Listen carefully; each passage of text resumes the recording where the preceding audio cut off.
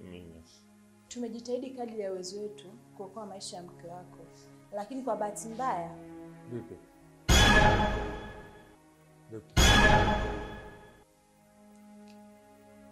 Mke wangu amefariki. Pole sana. Ndiyo, mke wako amefariki, lakini utakuwa ujikaze kiume.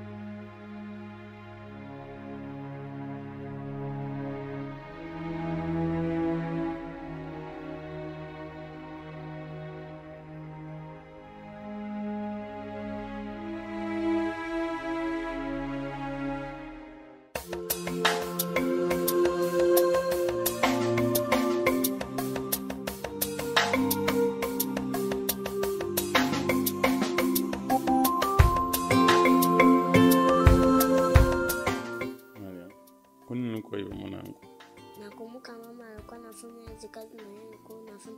Mama alikuwa ananipenda na yeye alikuwa ananipenda hivi. Alafu alikuwa ananijali. Basi.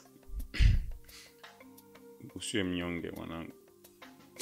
Unajua umkumbuka mama yako, lakini mimi nipo. Nitakupenda. Nitakujali kwa kiwango kile kile ulichokuwa unakujali mama yako. Lakini pia mimi ndo baba yako na mimi huyu ndo mama yako. Sawa mwana?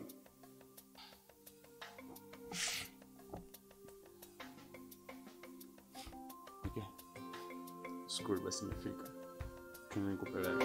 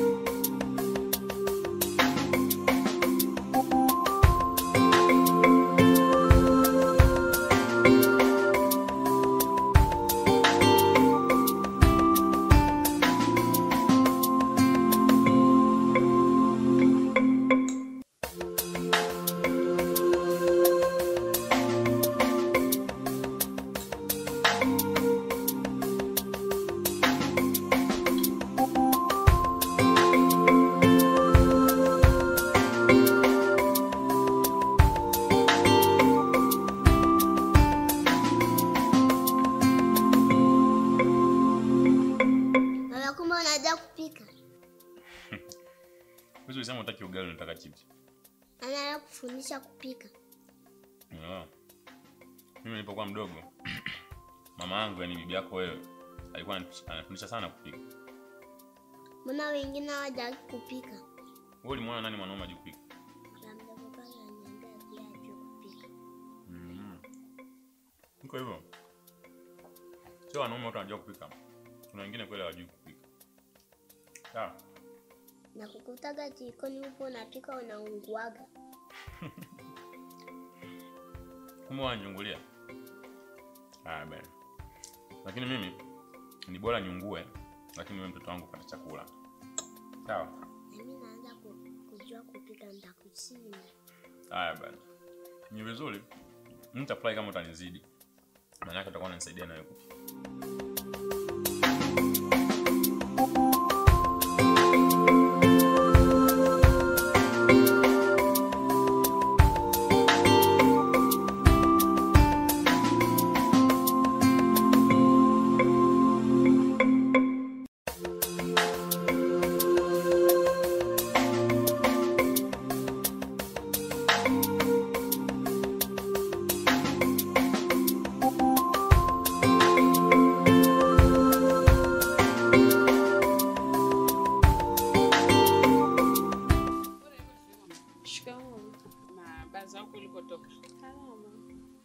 Muda wa kukuhifadhi umekwisha.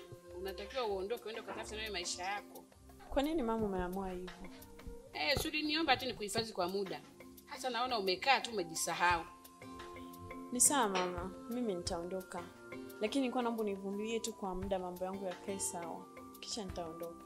Yakae sawa, yakae upande.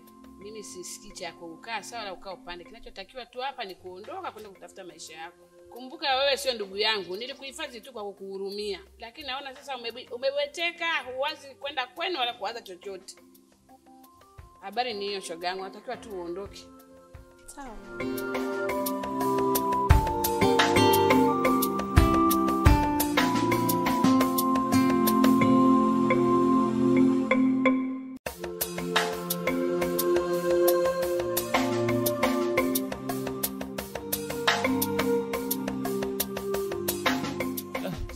Kwa kaka unataka kuniambia kwamba mimi tena kurudi chuo?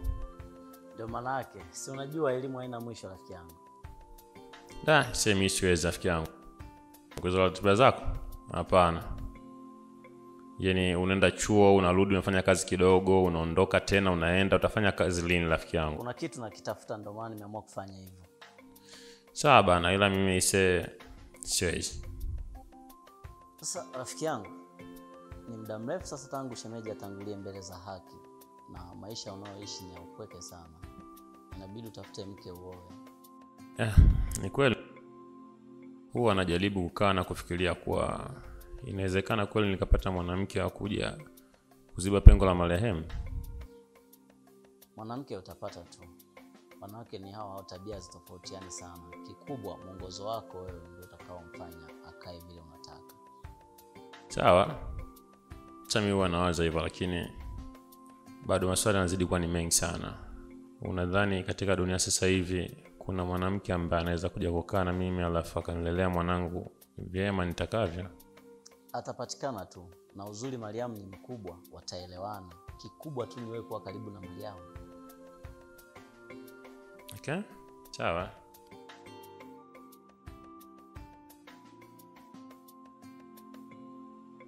Baba, ujambo Mariam? Ujambo kabisa. Za hapa nyumbani? Nzuri. Niambie mama. Ameniletea. Aya, nimesahau mwanangu, nisamee, nitakuletea kesho, sawa nitakuletea kesho. Umejana nini tena jamani? Hayakuhusu. Tunajuana sisi. Njuana mwana.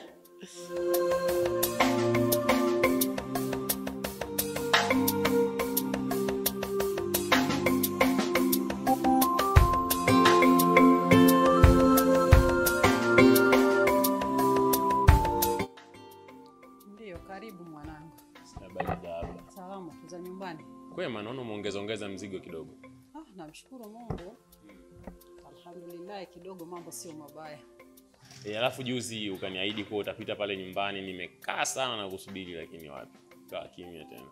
Kweli nilikuahidi, lakini kutokana na majukumu niliyokuwa nayo sikuweza kutokea. Sawa. Sasa mama, mimi nimepita hapa sio mkaaji sana. Nilikuwa kwenye mizunguko yangu na majukumu kama kawaida, sasa nikasema nipite hapa kwa sababu pia nina jambo. Mimi nimekuja mzizi wangu, nahitaji ushauri kutoka kwako.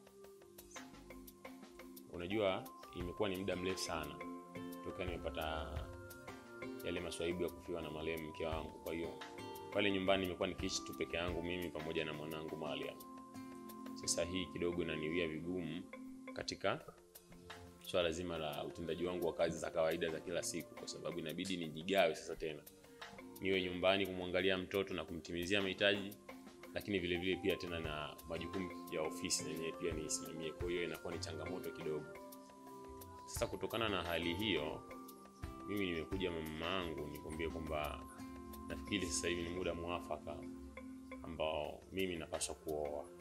Wow. Jamani mwanangu Musa. Yaani umeniwahi tu, lakini hilo swala lilikuwa rohoni kwangu. Ndio kwa hiyo. Kwa kweli ni jambo zuri sana. Je, huyo mwanamke umeshampata? Kuhusiana na ni nani atakuwa mke wangu, kwa kweli hilo bado. Ila nipo kwenye mchakato wa kujaribu kuangalia ni mwanamke gani ambaye atafaa kuishi na mimi, lakini pia kumwangalia mwanangu Mariam. Ndio. Unafahamu Musa, angalia mwanamke wa kuoa. Wanawake sasa hivi sio kabisa. Angalia mwanamke wa kuoa, sio kurupuke tu kuoa hivyo. Sawa, nafikiri hata mimi hilo nimelizingatia, na ndio maana nimekaa muda mrefu kidogo. Kwa hiyo hii maana yake ni kwamba nahitaji kuona mwanamke gani ambaye atastahili, atakuwa na sifa zote, lakini pia ataweza kumpenda mwanangu ili tuweze kwenda sawa. Sije nikakurupuka tu nikaenda nikaokota la kuokota huko, mwisho wa siku nikaleta mwanamke ambaye akaja kuwa ni changamoto tena au aibu kwenye familia. Nashukuru kwa hilo. Sawa mama, vipi lakini biashara zinasemaje hapa?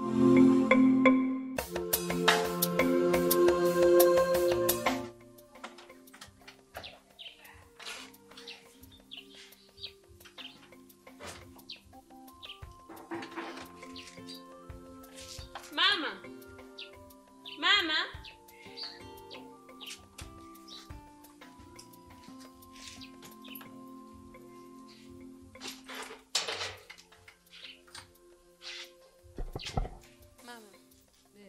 Mimi ndo naondoka. Nashukuru sana mamangu kwa hifadhi yako. Unaelekea wapi sasa? Kwa sasa sijui ninaenda wapi, lakini nitajua huko mbele ya safari. Haya, kila la heri, Mungu akutangulie. Umemtaarifu Jamila lakini?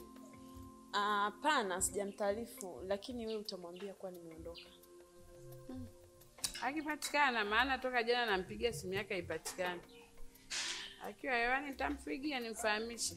Sawa mama, kwa heri. Haya, kila la heri.